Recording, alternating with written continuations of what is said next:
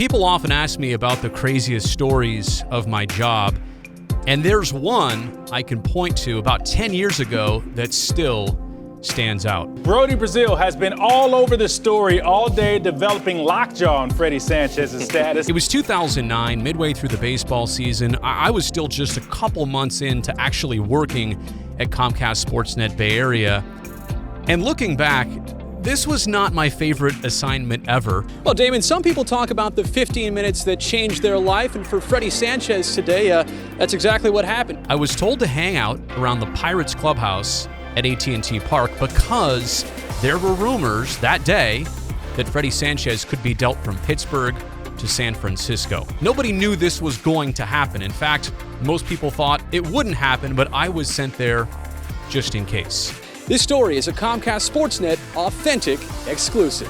I'm at the ballpark for most of the afternoon. I'm in touch with Freddy's agent. That was a huge get for me. I've heard from a lot of people that that both teams have been talking about it. I think that I wouldn't be surprised at all if he did get traded to San Francisco. I didn't want to be bothersome, but I wanted to be in the loop of this story.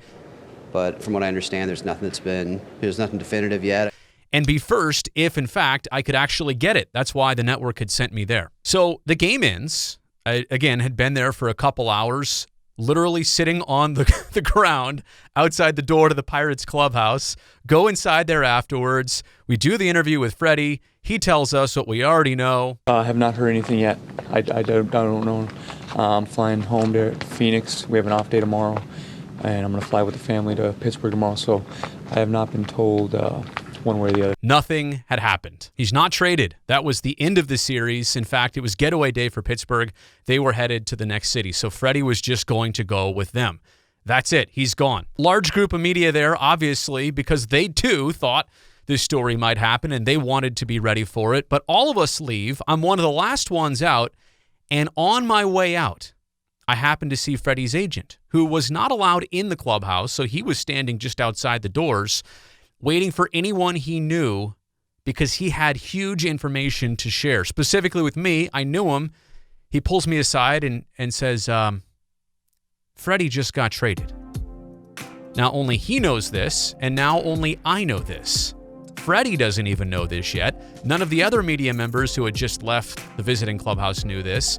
So he asks me, because he can't go back in there and apparently couldn't get a hold of Freddy by phone or text, he says, can you go back in there and get Freddy? So here I am, maybe tasked of I didn't want to tell Freddy myself. I just wanted to tell him that his agent wanted to see him outside. But the one thing I did before going back inside that visitor clubhouse, I went to our cameraman, Andrew, and I remember telling him, okay, it happened. You and I waited here all day. This finally happened, and now we're the only ones here. Nobody else is truly around. So obviously he is hinted to this. He knows to get all the right shots. He knows to get the shot of Freddy getting the information with his agent, going back into the clubhouse to give hugs to now his former teammates. Andrew did a great job capturing all of these shots. We were the only ones to get this. But then the real craziest part to me was Freddy walking from one side of the stadium, the first base side, visitor side, to the home side, the third base side, where he was instantly going to have a press conference. Again, mind-blowing.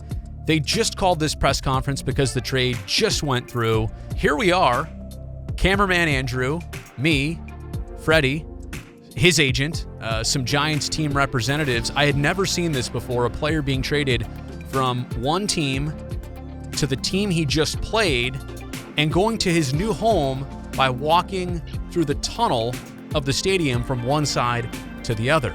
I look at Andrew, I've got the mic in my hand. He gives me the wink and the nod like, yeah, man, ask him some questions. We're here. So obviously I wanted to give Freddy the professional courtesy. I mean, so much had just happened personally in his life.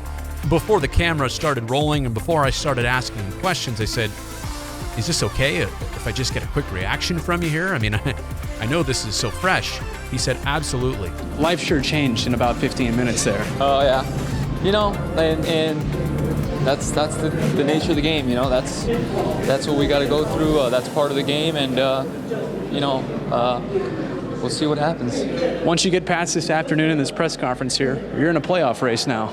Does that lighten the load a little bit? Oh, definitely. You know, I mean, you can't ask much more than that. You know, being a playoff race. So, I mean, that's what we play this game for, is to get to the playoffs and eventually win a World Series. And I think the craziest thing there is you could see Freddie starting to tear up and his voice cracking a little bit. And that wasn't easy to say goodbye just now, was it? No, it was tough. This was one of the first times, but not the only time I've ever seen it in person.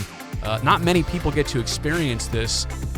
What a player's life is like when they just found out their whole world changed. And obviously it was for the better for Freddy Sanchez because he got to come over to the Giants and they had a lot of success after that. That was a pretty amazing experience looking back to say that I was actually part of breaking the news, being one of the first to know about a big league trade. Hey, thumbs up if you liked this video. Also, please consider subscribing to my channel.